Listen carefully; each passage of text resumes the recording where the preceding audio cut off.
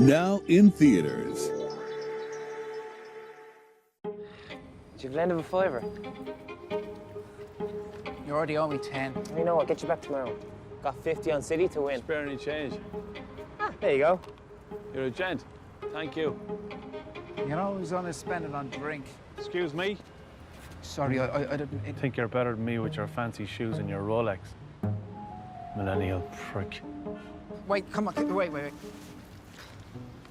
I've only got notes. Notes are okay. It's a 50. I'm not giving you €50.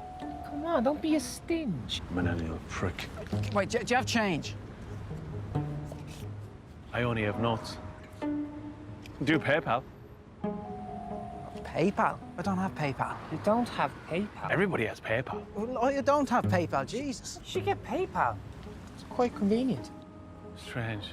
No worries, though. I can facilitate a range of payment options. How about Venmo? Check, money order. Cryptocurrency. You know, Bitcoin. Yeah, I've heard of it. Blockchain, and I'm not really into that stuff. What are you into? Litecoin, Ripple, Ethereum? You know, I've just started accepting Doge, if that's any good to you. Oh, my God. Ha! 1 week ago. Mate, Call me Nick. Okay, Nick? I don't have any cryptocurrency, okay? You want to get some? Now's the time to buy. My mate Justin, 2012, he bought Bitcoin to buy heroin on the Silk Road. Isn't that right, Justin? Is he all right? He's a millionaire. Seriously, guys, this is the future of currency. Now listen, this is not intended as investment advice, but I'm going to give you some investment advice. Thanks, but Bitcoin isn't really for me. Not Bitcoin, you fool. That whole thing was just a bubble. No, but you said that Bitcoin was... Bitcoin is old news. Now, it's BitConnect. Okay, well, I think I'll stick with cash and card for now, okay? I can do cards too. Of course, yeah. He takes cards too. Credit or debit? Debit. And how much do you want to donate? I don't know, €3. I'm afraid it's €5 with the card. Okay, €5 then. Okay, €5, 25% commission, and done. Need a receipt? Nope. Remember, buy the dips. Just keep walking. Yeah?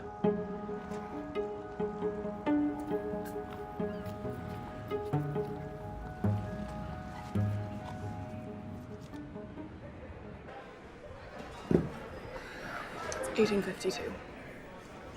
We don't take card here. There's an ATM just around the corner.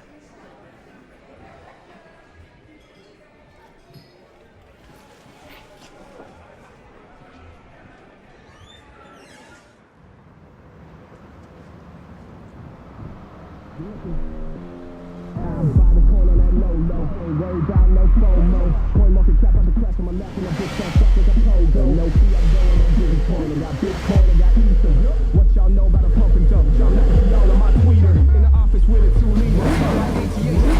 She don't know I got a master.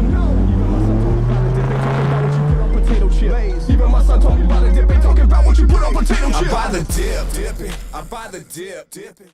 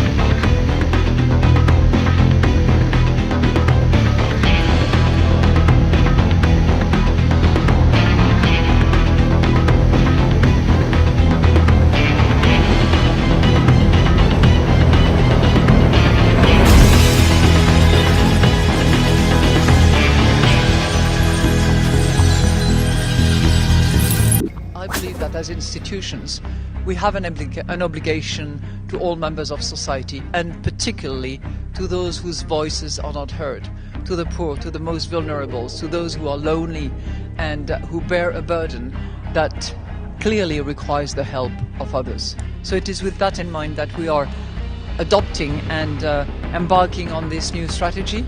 And I would like, by way of closing, to mention somebody who really liked the ILO in those days, and that's Franklin Delano Roosevelt. Great friend and supporter of the ILO at the time. Now, he may have been quoted already 10,000 times in the last week, but I will not refrain nonetheless. He said, "The test of our progress is not whether we add more to the abundance of those who have much. It is whether we provide enough to those who have too little." It's not just ethically right, it's economically justified. If I could save time in a bottle, the first thing that I'd like to do is to save every day till eternity passes away, just to spend them with you. If I could make days last forever, if words could make wishes come true, I'd save every day like a treasure, and then again I would spend them with you. But there never seems to be enough time to do the things you want to do once you find them. I've looked around enough to know that you're the one I want to go through time with.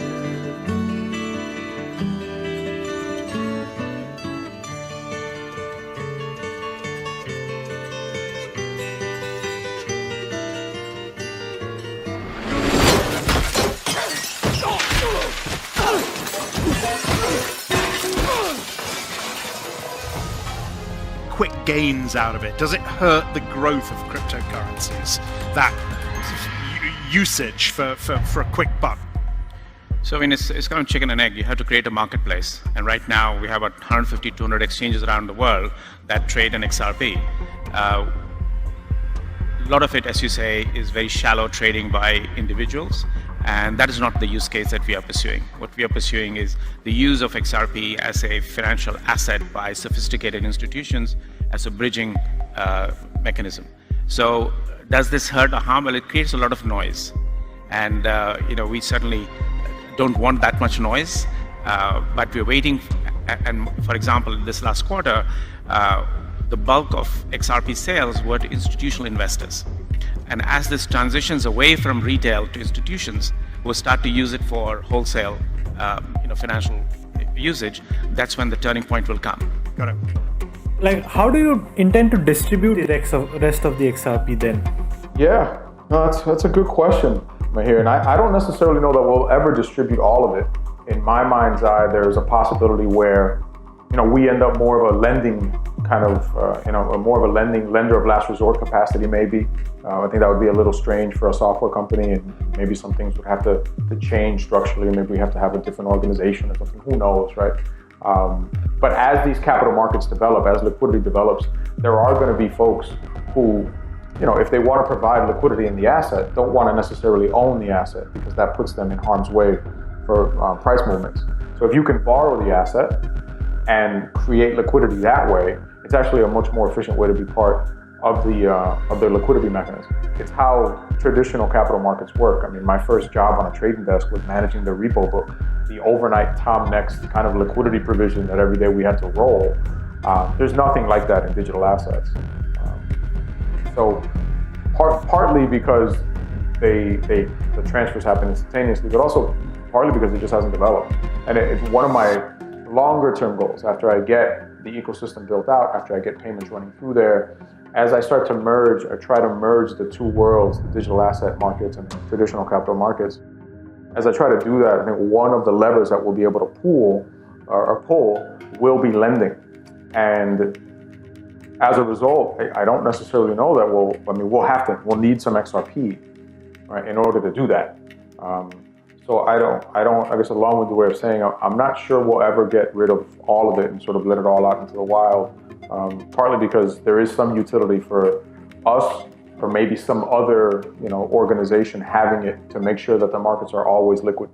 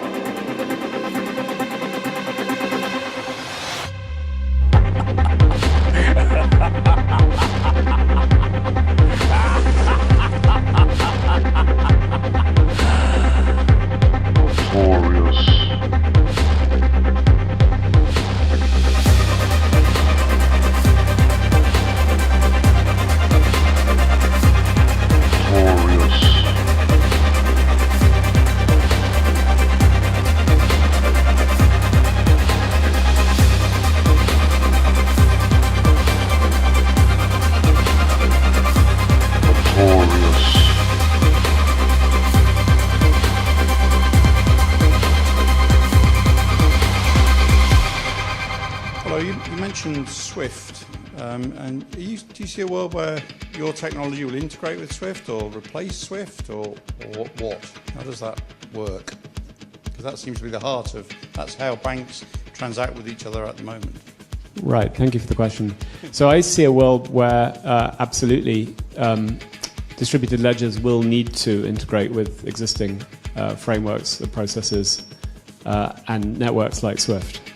And one of the things we're looking at in particular is, for example, how we move assets onto a distributed ledger. For example, originating with, if you like, a real-world payment. How we move assets off the distributed ledger back into the real world.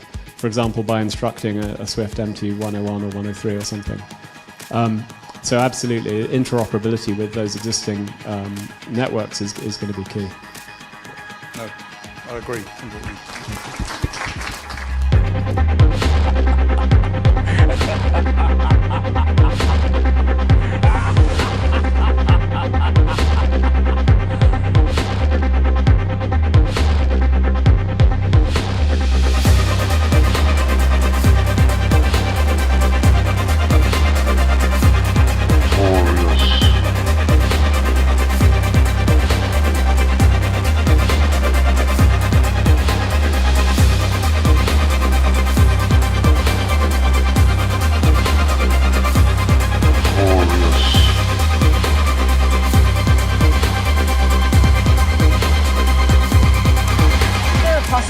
That Ripple could take over Swift one day?